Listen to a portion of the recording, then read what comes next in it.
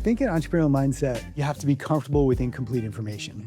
And a lot of academic training, we reward certainty before action, right? Like you have to know the answer and then you move forward. But entrepreneurship rewards action before certainty. So the mindset is this willingness to move forward with maybe 60% of the picture instead of waiting for 100. Welcome to the table. You tuned into the Academic Boardroom with Dr. J and Dr. E. Pull up a chair. Higher learning, higher stakes. Welcome back to the Academic Boardroom, where we sit down with power brokers shaping the future of education. I'm your host, Dr. Eli Joseph, and joining me is my colleague and partner in crime, Dr. Janice Gassam Asare. Today, we are joined with Dr. John Torrens, an award-winning professor of entrepreneurial practice at Syracuse University's Martin J. Whitman School of Management. Dr. Torrens has over 25 years of experience leading high-growth companies, developing high-performing teams, raising capital, and engaging in buy and sell side mergers and acquisitions. He is a viral TEDx speaker who I had the pleasure of sharing the stage with him back in 2018, and an author of Lightning in a Bottle. He served on the YPO International Board of Directors, and he is currently running a high-performing business podcast entitled The Total Entrepreneur: Mind, Body, Spirit, and Business. John, welcome to the boardroom. Thank you so much for having me. Really excited to be here. And yeah, great to see you again since our time on the TEDx stage. Really cool. It's been a while. We're talking about 8 years now, and since then, I've been able to follow your progression, and you was able to get your doctorate since then, and you were able to just I think the Inc. awards that you have won, it basically is a testament to the work that you have put in and who you are as an entrepreneur and as a successful business person. I'm curious, maybe Dr. E knows, but I'm really curious about your background and how you got started doing the work that you're doing now. And yeah, I'm just really curious about your academic background. Yeah, happy to share. So I don't know how far back you want me to go, but As I far went back in. as you want. So as a high school kid, I was wholly unfocused, right? I mean, I was the type of kid who did the, analysis for what's the least amount of effort I have to put in to get the grade I can tolerate, right? And usually that was somewhere in B range. And I was like, good enough, right? So my academic credentials weren't super. I wasn't going to get into the best school, but I didn't really, I'm a first generation college student in my family, so didn't really know better anyway.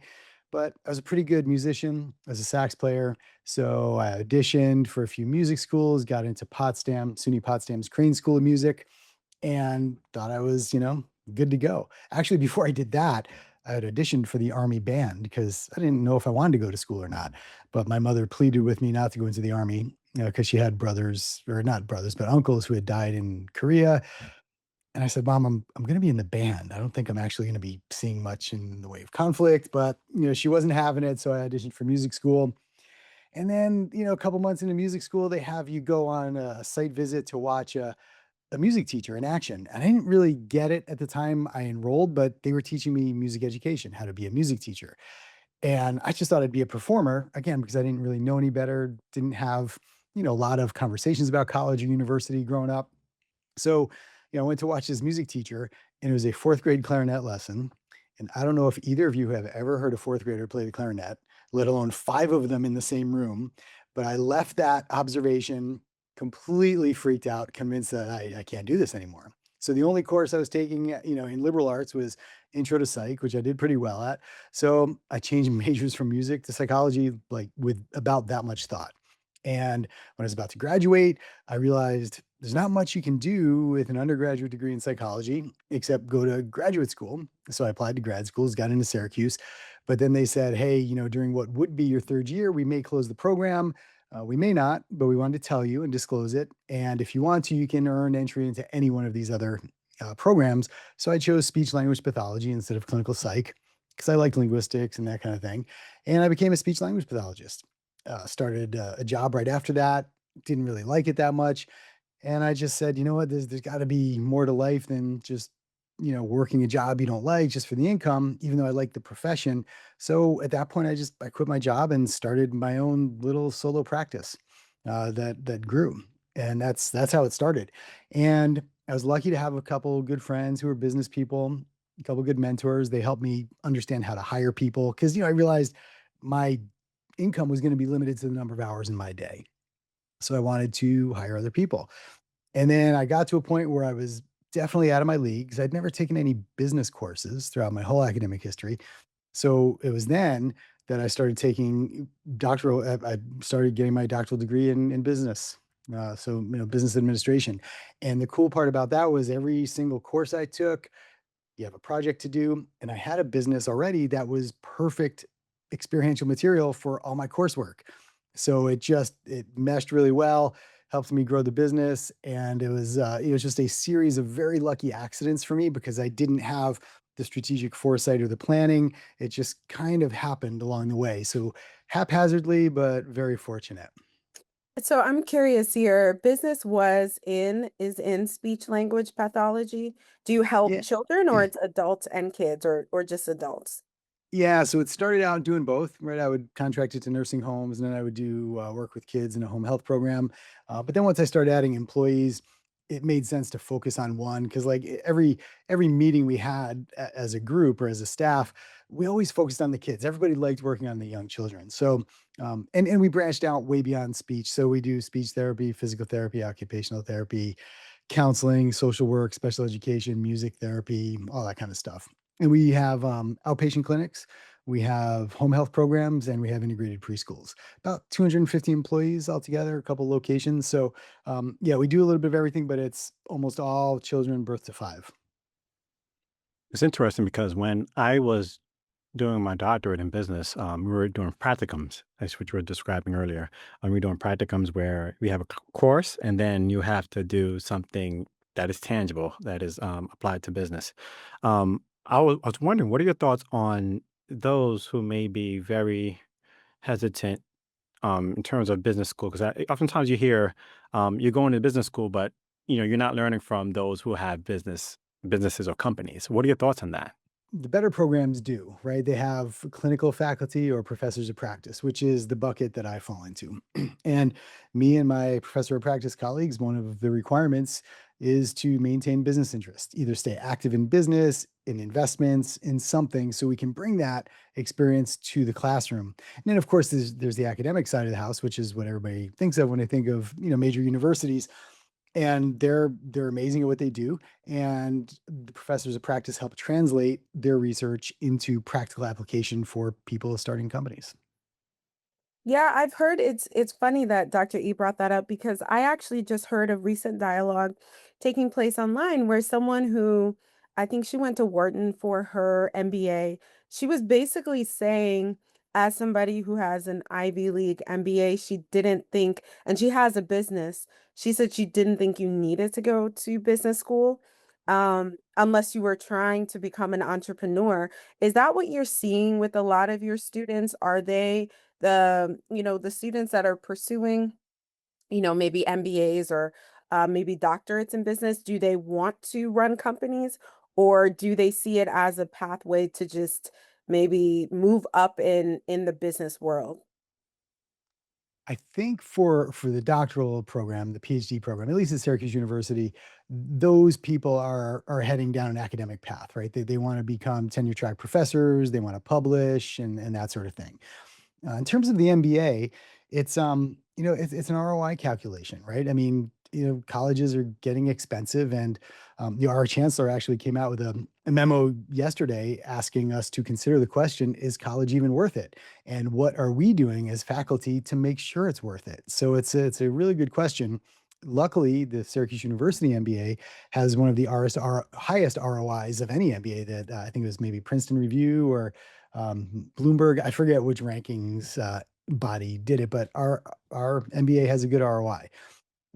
So if you're looking to climb the corporate ladder, you have to do that calculation. And there are some programs that do have good ROIs. Some very expensive programs may not have the same ROI, but some will. But your point about entrepreneurship is good because you don't need an MBA to start a company, but we have a Master's of Science in Entrepreneurship, which is a completely different curriculum, and it teaches you the things you need to know as an entrepreneur, right? How to make quick decisions when you don't have all the information, how to pursue an opportunity regardless of the resources you control, how to critically think, how to just deal with ambiguity and uncertainty, and practical experience either running your own company, starting your own company, or working with other startups. So I think there's a spectrum, and for some students, they may do the calculation and say, I don't need to do this, right? I grew up in a family business. I'm not going to climb a corporate ladder. I have access to everything I need. But then there's going to be other students who are like, yeah, this is definitely worth it for me because, I have aspirations of, climbing my way into the C-suite. And, that I don't have any other advantages besides my MBA. And then, of course, the Masters of Science of Entrepreneurship students, they want to learn the process of becoming an entrepreneur. Speaking of entrepreneur, I was wondering, based from your perspective, what is the entrepreneurial mindset? What comes to mind when you think of, becoming or having this entrepreneurial mindset in life, in your professional endeavors, or even in academics? I think an entrepreneurial mindset, also the generally accepted academic definition is the ability to pursue an opportunity regardless to the resources you control.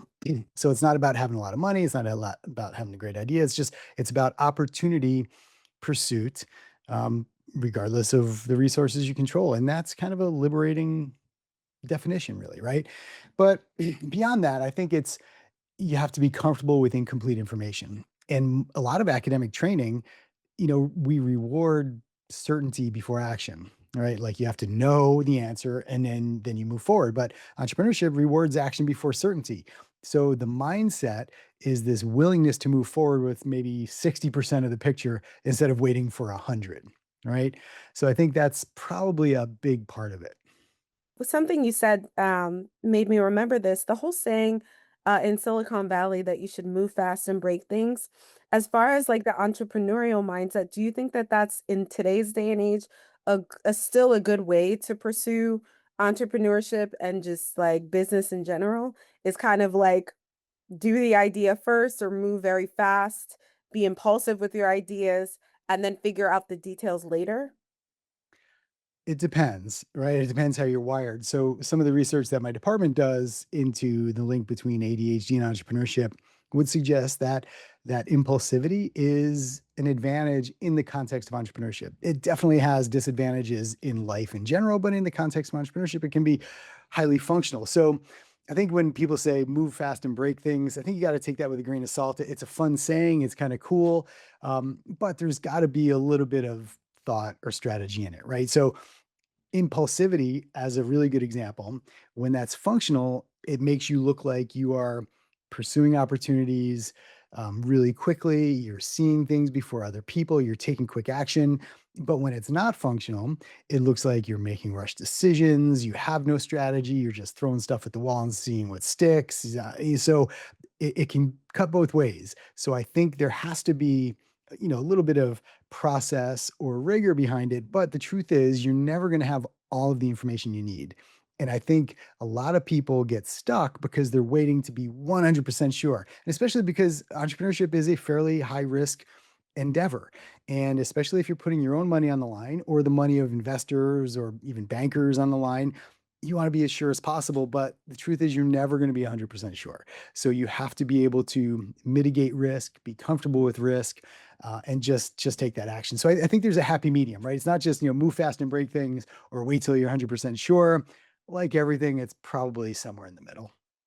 Yeah, that makes sense. Because I do know a lot of people who, in my circle, I'm one of the few people that owns a business. Most of my friends went into corporate.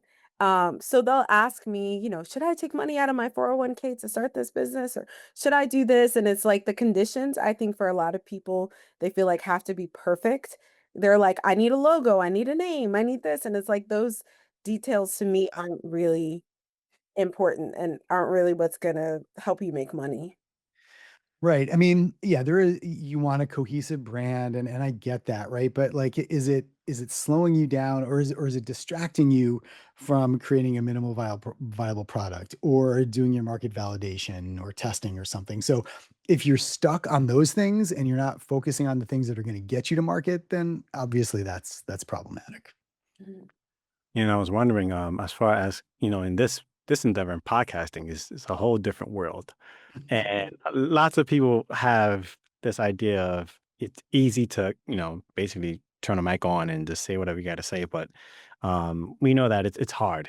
And as a person who has a podcast, what are some of the challenges that you come across? And is it similar to what it is that you're doing as an entrepreneur? Very similar, right? I mean, I'm kind of looking at it as an entrepreneurial venture or a startup, right? I mean, I had the vision or the passion, right? So for me, I started the podcast because I noticed that the young student entrepreneurs that I was working with had a fairly unhealthy or sick hero worship of the entrepreneurs. We always do case studies about the ones who killed themselves for their company, worked, 60-hour days, of course, which is impossible, and on, right? Like you got to kill yourself, sleep when you're dead, yada, yada, right? And it was really unhealthy. And, and combined with my own experience where I was that entrepreneur for a while and I was getting less and less healthy. And I had to have this moment where I was like, what on earth am I doing to myself? Is that what life is about? Like, am I going to spend a lifetime trying to create wealth and build something cool only to deal with chronic disease for my last 20 years and not be able to enjoy what I've built? So that's the whole reason I did the podcast. And I thought, hey, if nothing else, I'm just going to have conversations with people that I would want to talk to anyway, and I'm going to have conversations that I would want to listen to if somebody else was having them.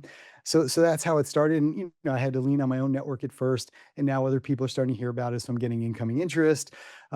But it is very humbling at first, right? Because you get everything all set up, and then you look at your your analytics and your data, and you're like, oh, who's that one guy who listened? I got to find him, and thank him. And that happens for a little while, and after a few months, other people start to catch on, and then it does get some momentum. But like if you're self-conscious at all, man, it's not the thing to get into because it is really humbling because you think, yeah, this is going to be great, right? Everybody's going to care about this because I do. And the truth is maybe somebody cares, but you just haven't reached them yet. So I've found it very humbling, but the persistence, I mean, I'm almost at 2 years doing it. And I'm finally getting to a place where maybe I thought I'd be after a couple months, right? I thought this was going to be easy, but it's finally kind of taking hold and getting a little momentum. And so and that part is fun. The conversations were always fun, but now I can see it in the analytics like, oh, all right, this is people are taking this up now. So that's, the impact is really what I was looking for. And I feel like it's starting to happen. Dr. John, on that note, I'm curious what balance looks like for you because it sounds just like from listening to Dr. E read your bio, you're very busy. You have a lot of things on your schedule. You run a business, a successful business, and you are also in academia. And, I'm sure you have a family and all of that. So, what does balance, especially as an entrepreneur, look like for you? I think in corporate, it's very easy to cut things off. You're in the office, and once you leave the office, you may be thinking about some of the work that you're doing, but you don't necessarily have to take it home. But as an entrepreneur, I find I'm checking emails at midnight. I'm always on. So what does balance look like, or how did you reach that happy medium where you're able to teach and you're able to do things in academia and run your business and spend time with your family or do things that you enjoy? It's a good question. And it's something that evolves over time, right? So I would be disingenuous if I just sat here and said, "Hey, here's all the things you got to do to achieve this life balance," because I didn't have that for a good part of my life.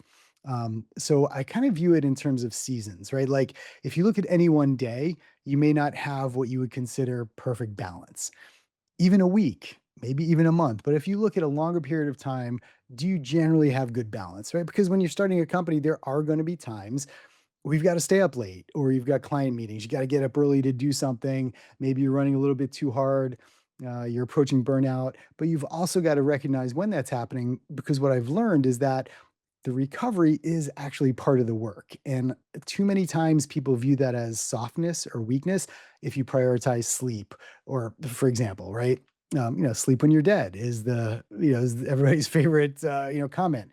Um, but if you don't sleep, you're probably going to die a little bit sooner than if you had. So I think as I've gotten older, I've been better at prioritizing the things that I know are going to be helpful for me. So, I'm 58 now, but when I was 38, I was much more one-dimensional in terms of the business, right? I had a young family. I hadn't actually started at the university yet. I think I'm approaching 20 years at the university, so it's been a little while. But then I think as you get older, you start to, I don't know, see the end differently, right? Or you just realize, hey, I've been doing all this for a reason. What is that reason? Is it just because I wanted something cool to do? Did I need the recognition of being a founder CEO? Or did I do it because I wanted to create a life for myself after I was done with all that? So I think that's the important part, is to realize that there is seasonality to it and there are phases, and that any short period may not look like it's completely in balance, but if you look at it over a longer period of time, you should be able to achieve some balance. So for me, it came because, I was getting heavier, more hypertensive. I was approaching diabetes. Like, I look at my pictures of myself from 20 years ago, my face is puffy. I'm kind of fat. I just don't look that well rested. I'm pasty. I don't look like a healthy human. And I think prioritizing that has been important. So it's been nearly a 20-year journey for me to do it. And then it makes you deal with harder decisions, right? So with my company, for the past 6 months, I haven't had an operating role. I've got a partner and a COO who do everything. I used to have a few things that I did, but now I don't. Like, literally nobody waits on me for anything. I'm not part of any process, any workflow. I'm not part of anything except a few phone calls to check in here and there. So that works for me. That enables me to go do the professor thing, which, by the way, I actually like a lot more at this stage of my life, right? I feel like I've learned a lot through this journey, and now it's so much fun for me to teach others, especially young people who don't know it, and they're really looking for that advice and guidance and mentorship, and that's what's really fun for me. I mean, because yeah, I could keep running the business, but I don't know, I'm just not at the stage of my life where that is what really fires me up anymore. I like the teaching, I like all of that, and I also like taking care of myself, right? I prioritize sleep, I prioritize movement, I make sure my diet, I'm eating real foods, have a meditative practice, I get outside, like I do all those crazy biohacker things, not because I want to live as long as possible, but I want to live as long as possible without chronic disease. So that's kind of the goal. It's interesting that you mentioned that, the balance is important. And I also noticed that so many people who have been successful in their careers always go on to give it back to the students who are coming up, and they're always teaching, whether they're adjunct or a lecturer or distinguished professors at Mhm. universities, which is very interesting. Um, but now, when we talk about like public speaking and TED talks and things of that sort, do you carry the same skill set in terms of, all right, I need to give it back to those who are interested in hearing what I have to say? So I did the one talk. I don't see myself doing another one. I mean, maybe I'll be inspired at some point, but it was a lot of work, and been there, done that. It was cool, you know. Yeah, But yeah. no, I do. I mean, I enjoy teaching, right? So I mean, my classes are still relatively small because it's a private university, so 25 to 40 max, and I enjoy that. That I really love sharing and teaching. And I love seeing the light bulbs go off. I love seeing the students start to make connections. More importantly, I like 15 years after they've graduated when they send me an email and say, "Hey, just wanted to let you know, I remembered something you said, and this is the impact you had." And that is cool, right? Because you never know what's sinking in and what's not. But when a student takes it, or a past student takes the time to write and tell you, that's really cool. And it makes you remember why you do it. And yeah, you're right. I talk to a lot of CEOs in my own network who, when they learn that I'm also a professor, almost without exception, they all want to do that at some point in their lives, right? They're like, "Oh, I can't. I got to talk to you about how I do that. What's the difference between being an adjunct and a professor of practice?" And this, like, they all want to get into that because they're ready to share everything they've learned. Not because they want the money or the job or anything like that, but they truly want that platform to be able to share what they've learned.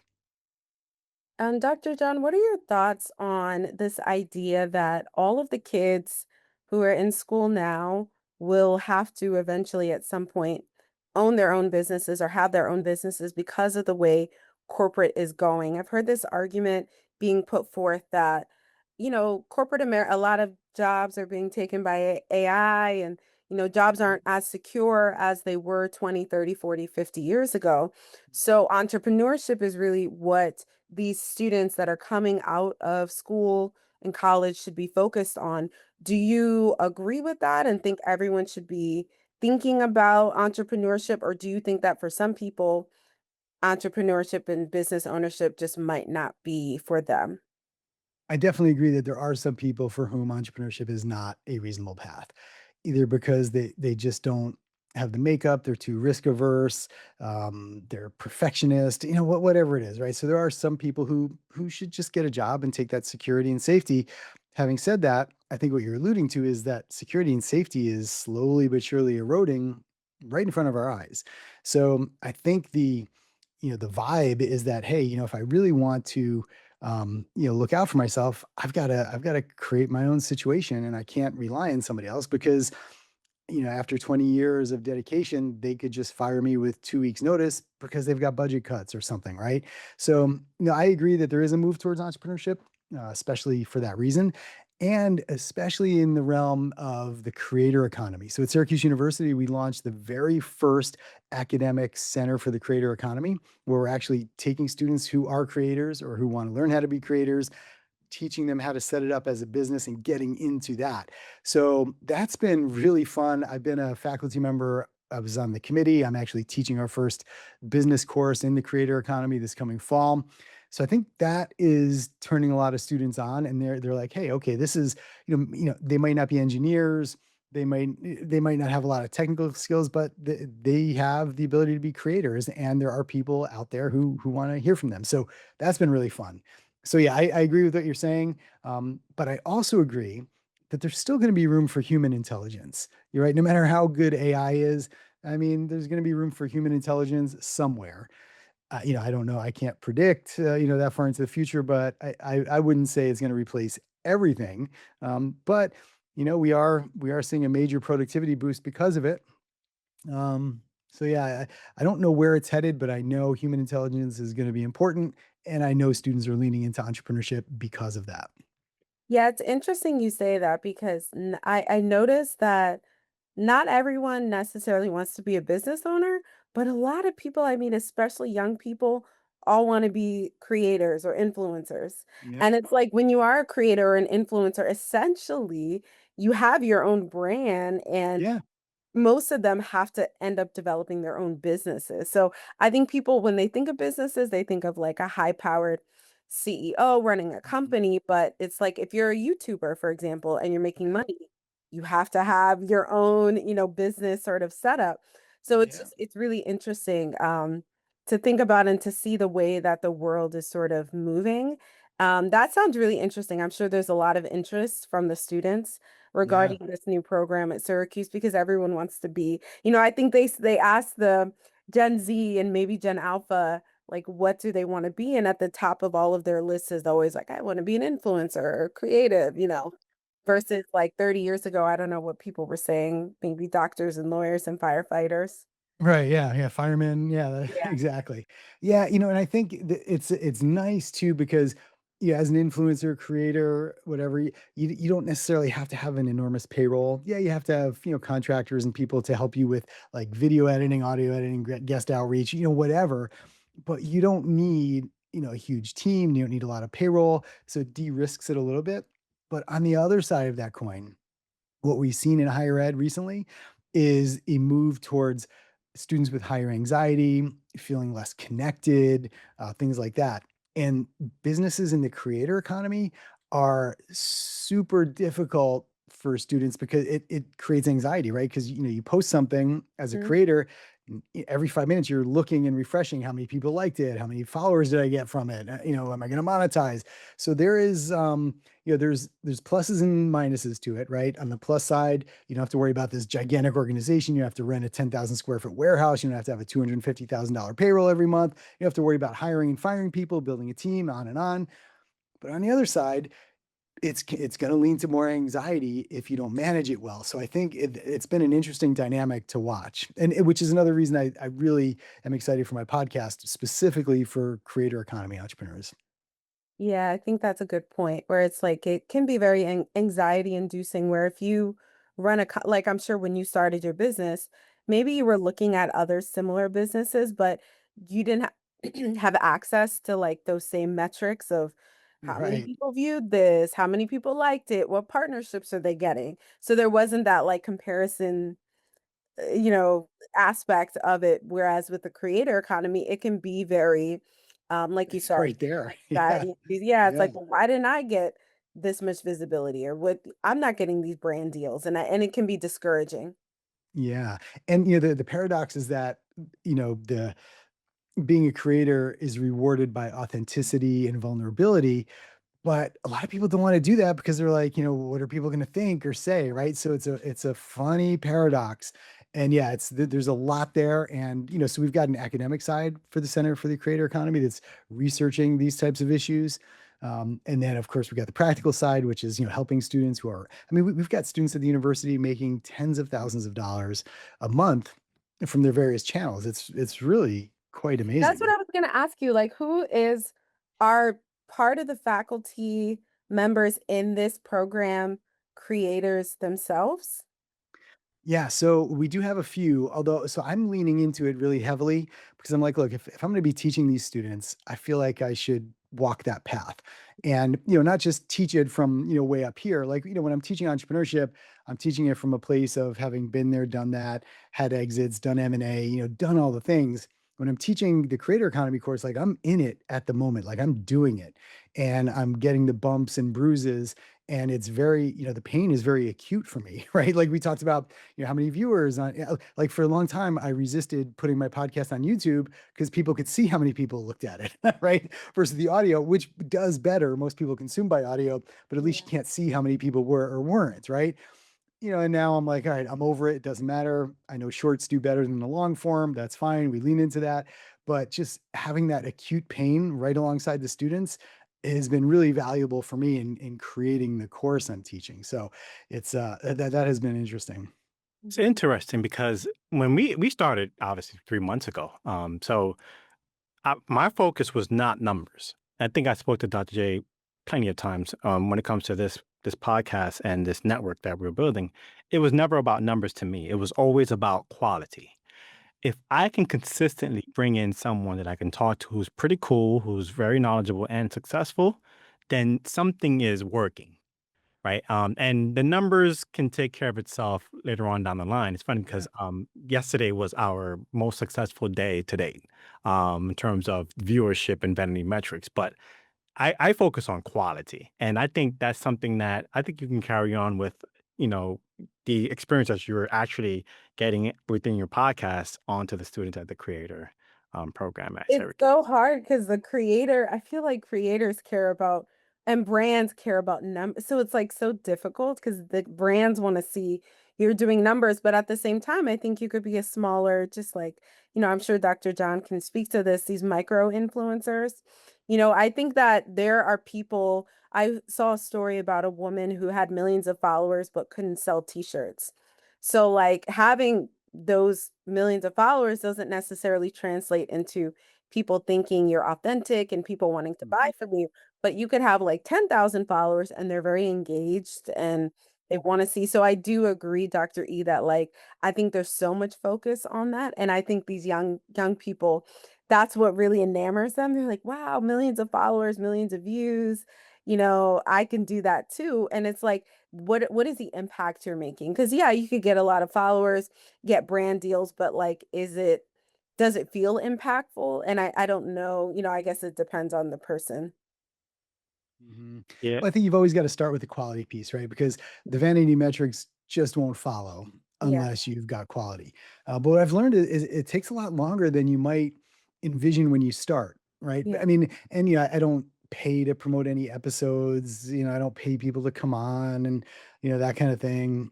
Um, yeah, so it just takes a while, and like you said, Eli, you just focus on quality, have the conversations you're proud of and that you would wanna listen to yourself, and the rest theoretically should take care of itself. Now podcasting as a medium, there's still a lot of room to grow, like, some of the data I was looking at a few days ago, in terms of, like, from Substacks versus, other types of, media out there. There's still a lot of room to grow with podcasts, and it is one of the fastest growing media consumption segments. People consume podcasts that they like, and once they find one that they really like, they're all in. So that's exciting to me. And yeah, my podcast isn't meant to reach everybody, right? It's not that. It's people who want to learn how to tap into the ROI of prioritizing their mental, physical, and spiritual health as entrepreneurs. And it's a smaller segment, and I'm cool with that. But what really makes a difference is just the engagement you get, right? So when people reach out through email or direct message and say, "Hey, I really like this. Can you tell me more?" Or just share a story of how something we said in an episode changed the way they think about things or made a positive impact. That's what's cool. But having Yeah, said that, still haven't monetized. My goal wasn't really to monetize it. I mean, I'm very far away from monetizing my YouTube or my audios or anything like that. But it's just been super fun to do, and yeah, like you said, the impact is really the reason we're doing it. yeah, I don't I think the monetization can come through various other services and products that you may offer through your podcast. But I always look at it like this. I look at things that's super niche in terms of our podcast and what we're doing. It's super niche. But also you have to ask yourself, when was the last time you saw a Lamborghini commercial? Right. Yeah. When was the last time you saw a commercial regarding Ferrari, a super fast car that everyone knows about, but no one really have a like they don't really know what a commercial is like. Mhm. So I think, once again, once you focus on the quality of what you're doing, the products and the services that you're offering, or even the quality of the guests that you're bringing in, I think everything will follow. And I Yeah, of think course. consistency is huge.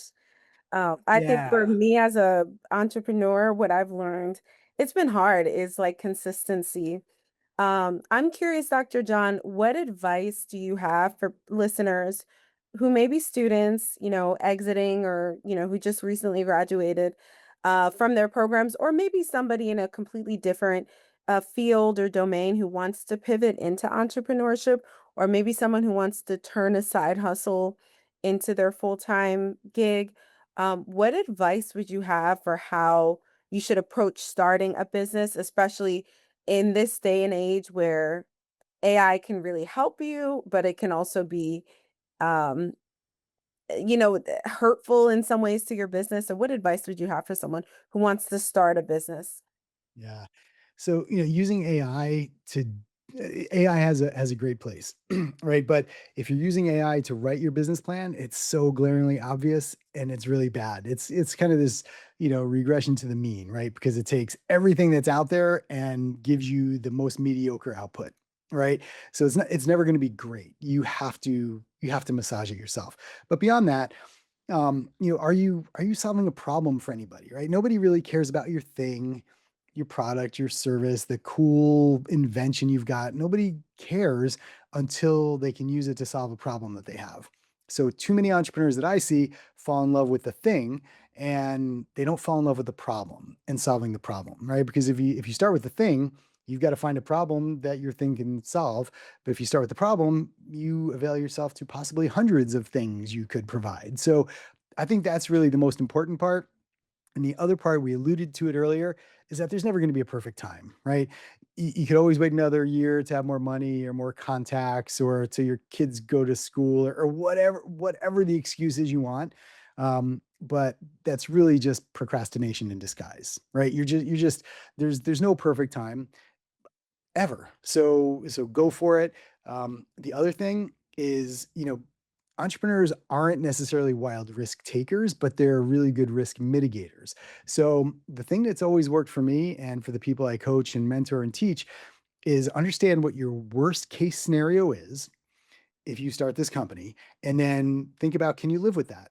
So in my case, when I started my company, the worst case scenario was, well, the company fails. I got to move, me and my wife back in with my parents or her parents until we get our feet back under us. Right.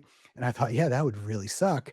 But I could do it. I could live with that. I'm not going to die. So go right to the worst case scenario. Hey, I'm going to start this company. What is the absolute worst thing that could possibly happen? And if you're good with it, go for it. Because if the worst happens, you're fine. And if you're not okay with it, start to mitigate it. Put little checks in there and say, okay, well, how can I de-risk it a little bit for myself? And then get to the worst case scenario that you are comfortable with. So those would be the things I would suggest. As far as another suggestion, question that I wanted to ask you, what are the few simple things that you or some of the comments you may ask or explain to the audience in terms of how to avoid being stagnant. Let's say you have the organization that you started, or let's say you're at an organization and you have taken off, but you have hit a plateau. What are some of the advice that you can offer to us in terms of how do we pick it up back up again and become productive and successful? Yeah, well, so the first thing I think is you have to recognize when you have become stagnant in the first place. And I think it's too easy to just get tunnel vision and kind of keep going and just do your thing without realizing it. So there has to be an observation or recognition that maybe things are becoming stagnant, and then a will to change it. So a couple ways to know that your culture or your company's become stagnant. One would be, meetings where the same people, maybe the same two or three people are talking the whole time, right? Or if decisions take longer to approve than they took to make in the first place, right? Or if you hear that's not how we do things here as the final answer instead of maybe a starting question, or another thing is to, when you hire somebody new, watch what happens to them after 6 months. If their energy and fresh ideas have, already been trained out of them or beaten out of them, then there's some stagnation there, right? Because a healthy organization makes new people better and braver, not quieter and more meek, right? And then finally look at where the dissent goes. So if there's no dissent in meetings with power in the meetings and it's all at the water cooler or out in the parking lot or behind closed doors or something, or worse yet, in an exit interview, those are good signs, So first recognizing it, you have to care in the first place to avoid stagnation, then recognizing it, and then taking all those things I just mentioned and putting things in place that can stop or reverse those. Now, sometimes you may see people or managers they are afraid of failure. Do you have Yeah. any? Yeah. What are your thoughts on people that know that they're stagnant but they don't want to try something new because they're afraid to fail? What are your thoughts on that? Yeah. So, I mean, institutions like universities or big corporations, they're built to preserve themselves, right? Every structure from committees to in a university, committee reviews, accreditation standards, anything. They protect continuity, and that's not really a flaw. It's the way it is. You want continuity in the organization, but the problem is that nobody built an equally strong structure to protect disruption, right? So you could say that risk is asymmetric for people inside the system. So if a traditional approach fails, nobody gets blamed because everyone did what was expected. So it failed, we did what we were supposed to do, no big deal. But if a disruption or a disruptive idea fails, the person who championed it, they own that failure personally. And, normal, rational, healthy people respond to that asymmetry by just staying traditional. So I think it's structural, right? Are you creating an environment where disruption and its likely failure are valued and praised, or is it like, hey man, if you own this and if you fail, it's your ass type of thing, right? I think those are major structural issues.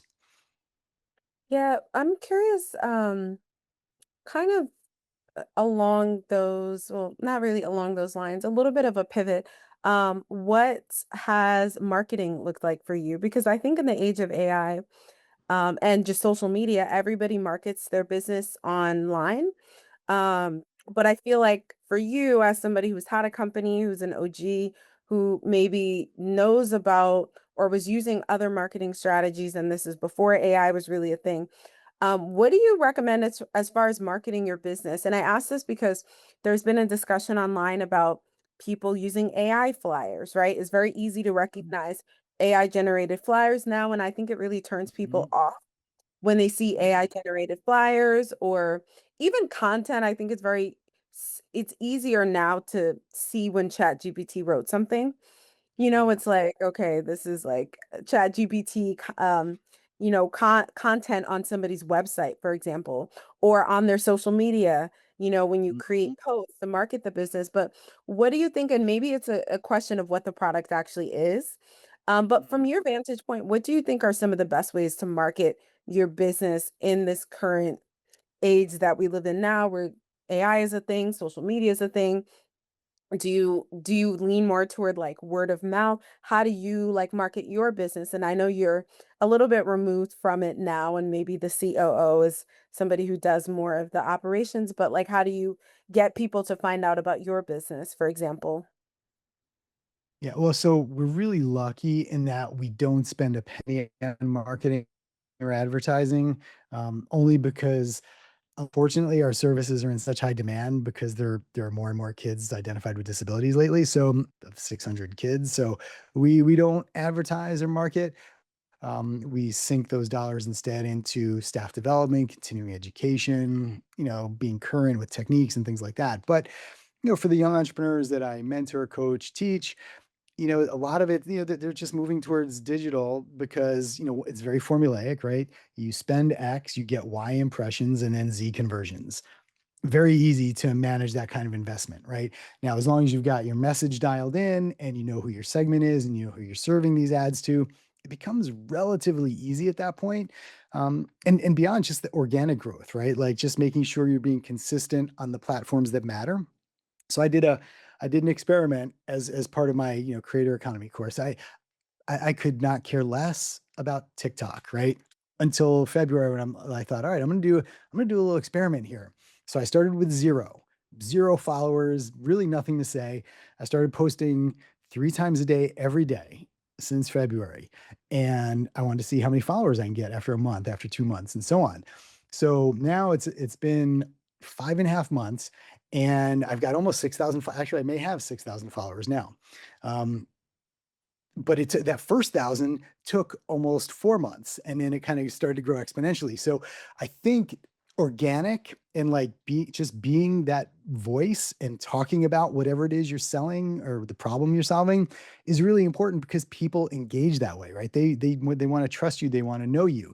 And then when they see an ad, it's much easier to convert. But I think there's room for organic and paid ads, but most people are leaning into digital because it is formulaic and relatively easy to see that return on ad spend. Yeah, and for your TikToks, are you offering business advice, or is it more like how to keep yourself centered as an entrepreneur? Like what type of content do you talk about? Yeah. So the basis of my experiment was I wanted to be consistent, like totally consistent. So I was really talking about entrepreneurship as an adult with ADHD.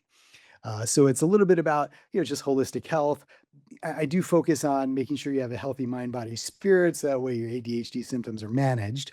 So that way you can tap into the gifts of ADHD in the context of entrepreneurship. So I tried to be very specific because at first I was like, oh, maybe today I'll talk about this and then tomorrow I'll talk about that. But the algorithm doesn't know who you are at that point, right? If you're very consistent, they're like, oh, here's this guy. He talks about ADHD and entrepreneurship. Here are all the TikTok users that are interested in that. We're going to give this to them. Versus if, one day I talked about, longevity and another day I talked about surfing, another day I talked about family, the algorithm would know who I am and they would know who to give my content to. So that has been a really, really cool learning outcome for me and something I can share with my students. Yeah, I think that was a great experiment, especially, given the creator economy and what you're about to be teaching. So it's cool, and you can share what you learned on this like 5-month journey with your students who are maybe trying to start TikToks as well. Yeah, and I gotta tell you, the hardest part of it was actually doing the stupid videos, right? Because I've never been like an on camera, so like I prefer LinkedIn where I can just write, Yeah. because I like that medium. But being on camera, I got to tell you, that was very bizarre, right? And then I had to read a little bit about, okay, how do you retain people, right? So you need, like the opening hook, and then you got to switch the camera angle right away, so you retain them. Because like with an ADHD audience, if I keep them for 4 seconds, I've won. You know what I mean? Like literally 4 seconds is a win. And then if I can get them to stick around for the rest of it, that's good. But the videos have to be short. They have to be engaging. There have to be, I have to like pattern disrupt throughout the whole video.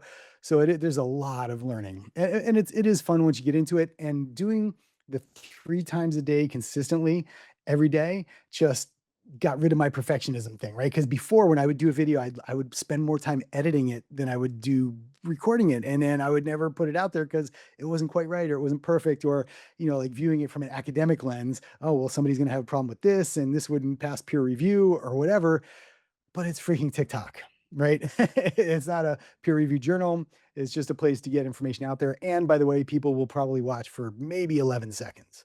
So, it's a humbling thing for sure. But, once you get into it, it can be kind of fun. Looking back at your dual career, um, and it spans over 25 years, I was wondering, what is the most important lesson that you have learned in your journey? Well, I'd say probably that nothing changes, right? So if things are really great right now, it's really important to know that they're not going to stay great, right? There's going to be dips, and I'm not saying that it's going to be terrible, but things don't stay the same. And when you're at the bottom and it really is tough and it kind of sucks, it's also good to know that it's not going to stay like that forever either. So there are cycles and seasons to life, and one of the best things that I've learned how to do is just build my resilience and prioritize resilience. So that way, when the inevitable downturn comes, it's not the end of the world. And that I can look at it and say, all right, we're heading towards the bottom here. And what can we do to just kind of start heading back up? So I think those are some of the big things I've learned.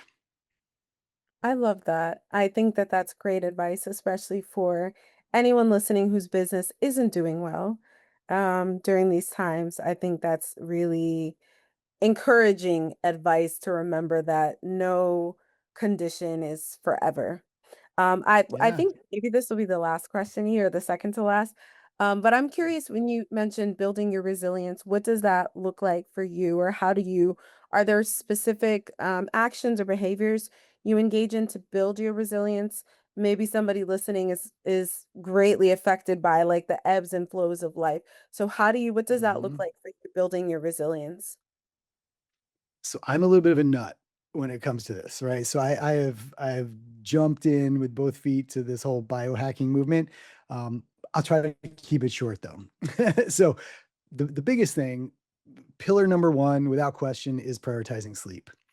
If you're not sleeping, you're losing on every meaningful metric in life, in health. So you got to prioritize sleep, whether that means just going to bed and waking up at the same time every day, whether it means wearing blue light blocking glasses if you're indoors in artificial light after the sun goes down, not eating or drinking alcohol 3 to 4 hours before bed, whatever your sleep hygiene routine is, just go for it. You've got to prioritize sleep. For me, it starts with tracking, right? So I've worn an Aura ring forever. I went on a 6 month quest to turn my sleep around because I was spending a lot of time in bed, but not getting great sleep. So I took a super deep dive into sleep. And I'm really happy to report that my sleep is incredible now. I'm like an elite sleeper on all my metrics. It's really cool. So sleep is number one. The second thing is either a mindfulness practice, meditation, gratitude, something like that. So one technique that I use, it's called Heart Math, Heart Math Institute out of California. They have some very simple breathing exercises that have been peer reviewed and science and evidence based to improve resilience because it works on that heart brain connection. So the heart sends more information to the brain, vice versa. And if you can get your heart rate variability and your heart rhythm into a coherent state, you're going to be much more resilient. That's another one. And then, of course, movement and nutrition, right? Like just trying to avoid ultra processed foods. That's probably the biggest thing. If I did nothing else but avoid ultra processed foods, that would probably be enough. Although today it's a lot harder because our soil is depleted. So even when you think you're eating good organic vegetables, they're not as good as they were when our grandparents were eating them. So it requires a lot more work to really stay diligent with your nutrition now. But it's just the basics, right? So it's kind of going back to how our grandparents used to live and do things. For me, it's, that's what resilience looks like. And it happens to be the same habits that lead to better health span. So that's what gets me excited. Yeah, I'm a sleep evangelist too. I'm very much like Oh, good. I have a watch and I track my sleep and I'm like always making sure I'm getting REM and all of that. So I'm just like that. And I think because I'm also a night owl, I don't know if you've gotten into Mm, like your chronotypes and all of that, but like I am yeah. like what they call a wolf. So I stay up late and I sleep late. And my whole life people have always been like, "Oh, you're sleeping the day away." But I'm somebody who I think I'm very productive as long as I get enough sleep. So I think that what you brought up is such a good point, especially for entrepreneurs, because I know that there's a wealth of research that indicates when you are sleep deprived chronically, you're not as effective at decision making. And if you're an entrepreneur, you want to be. You want to be have your mind sharp. So that was great advice. Yeah. Thank you, John. Yeah. No, and actually, there's research showing that a poor night of sleep leads to performance that's equal to as if you were under the influence of alcohol. So Yeah, it's important. Yeah. yeah, Well, Dr. John, we appreciate you for joining us. It was a pleasure. And we really like the fact that we had a good conversation in terms of podcasting from, mindset and understanding everything and then balancing everything out. We appreciate you. And we look forward to your next episode as well, in terms of your podcast. yeah. Yeah. Uh, Thank you, man. Yeah. They drop every Thursday, and yeah, it's really fun and exciting. Thank you.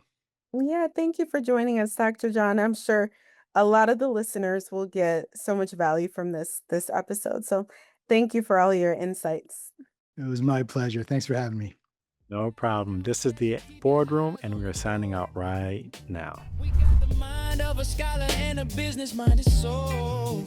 We at the academic boardroom, yeah, we keeping it 100. If you're looking for the truth, well, you finally